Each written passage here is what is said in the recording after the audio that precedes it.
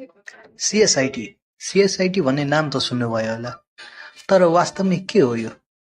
कस्ता विषय पढिन्छ? के कस्ता जब पाइन्छ? नेपालमा धेरै स्टुडेन्ट्सले सिएसआइटी पढिरहेका छन्, तर अझै धेरैलाई यो कोर्सको बारेमा स्पष्ट जानकारी छैन। आजको यो भिडियोमा हामी सिएसआइटीको सम्पूर्ण जानकारी लिनेछौँ। सब्जेक्ट, करियर, स्कोप सबै कुरा भिडियोमा हेर्नेछौँ। भिडियो पुरा हेर्नुहोस्, तपाईको कन्फ्युजन अवश्य क्लियर हुनेछ। बीएससी सिएसआइटी यसको फुल फर्म हुन्छ bachelor in science computer science and information technology. हामी यसकै नामबाट हेर्न सक्छौँ। यहाँ तीनवटा सब्जेक्ट एक ठाउँ पारिएको छ, साइन्स, कम्प्युटर साइन्स र इन्फर्मेसन टेक्नोलोजी। यो कोर्समा कम्प्युटर साइन्स भन्नाले कम्प्युटर साइन्समा programming, algorithm, theory of computation जस्ता सब्जेक्टहरू पर्छन् भने इन्फर्मेसन टेक्नोलोजी जस्तै नेटवर्किङ, डेटाबेस, वेब टेक्नोलोजी दुईटैलाई मिसाएर यो कोर्स बनाइएको छ। यसको मेन एम थ्योरी र प्र्याक्टिकल दुईटै ब्यालेन्स गराएर स्टुडेन्टलाई पढाउने हो। नेपालमा बीएससी सिएसआइटी टियु अन्तर्गत पढाइ भइरहेको हेर्न सक्छौँ। बीएससी सिएसआइटी एकदमै एडभान्स र मोडर्न कोर्स हो, जसको सिलेबस एकदम राम्ररी अहिलेको मोडर्न टेक्नोलोजीलाई हेरेर डिजाइन गरिएको छ। यदि तपाईँ स्कुलमा पढ्दै हुनुहुन्छ वा एसएलसी दिनुभएको छ भने तपाईँको लागि यो भिडियो एकदमै इम्पोर्टेन्ट हुन सक्छ, किनभने हजुरहरूले बुझ्न एकदमै जरुरी छ अहिले कुन फिल्डमा जान राम्रो हो, हजुरहरूले अगाडि कुन विषय लिँदा राम्रो हुन्छ भनेर। अहिले हामी हेर्न सक्छौँ सिएसआइटी भनेको एकदमै मोस्ट डिमान्डिङ फिल्ड हो वर्ल्डमै। सिएसआइटी पढ्नलाई हजुरले साइन्स लिएर पढ्नुपर्ने हुन्छ। बेसिकली यसमा कम्प्युटर प्लस म्याथ, यदि हजुरले कम्प्युटर प्लस म्याथ लिनुभएको छ भने हजुर एलिजिबल हुनुहुन्छ बीएससी सिएसआइटी पढ्नको लागि। यसको लागि धेरै इन्ट्रान्स प्रिपरेसनहरू पनि चलिरहेको हुन्छ, जुन लिएर तपाईँ इन्ट्रान्स दिन सक्नुहुन्छ। यदि तपाईँले इन्ट्रान्समा राम्रो मार्क्स ल्याउनु भयो भने त्यही हिसाबले हजुरको ग्रेडिङ हुन्छ।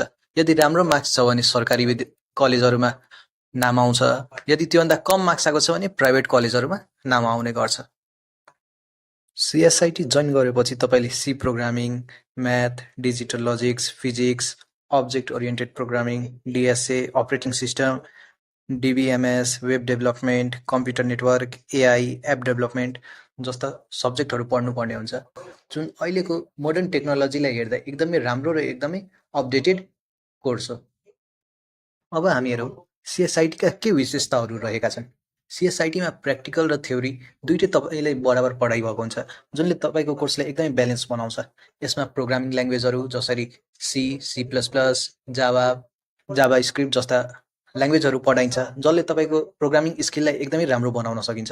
र यसमा फाइनल इयरमा प्रोजेक्ट हुन्छ। 7th सेमिस्टरमा जानुहुन्छ भने त्यहाँ तपाईँलाई एउटा प्रोजेक्ट सब्मिट गर्नुपर्छ।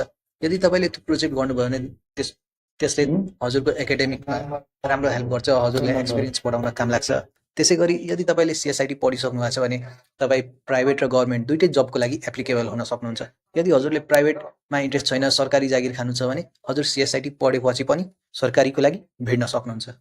सिएसआइटीले हामीलाई धेरै करियर अप्सन्सहरू खोल्छन्, जसरी सफ्टवेयर डेभलपर, हामी सफ्टवेयर डेभलप गर्न सक्छौँ, वेबसाइटहरू डेभलप गर्न सक्छौँ, मोबाइल एप डेभलप गर्न सक्छौँ, network engineer, data analyst, cyber security, database administrator, IT officer यस्ता हामी जबमा जान पाउँछौँ सिएसआइटी पढेपछि।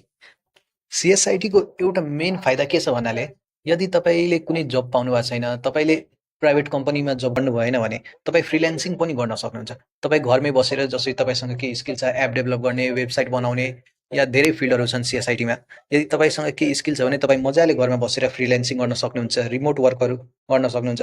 तपाईँ यहीँ नेपालमा बसेर अमेरिकाको, अस्ट्रेलियाको कम्पनीहरूमा इन्टर्नसिप गर्न सक्नुहुन्छ, त्यहाँको प्रोजेक्टहरू ह्यान्डल गर्न सक्नुहुन्छ, जुन सिएसआइटीले एकदमै राम्रो अपर्च्युनिटी क्रिएट गरेको छ।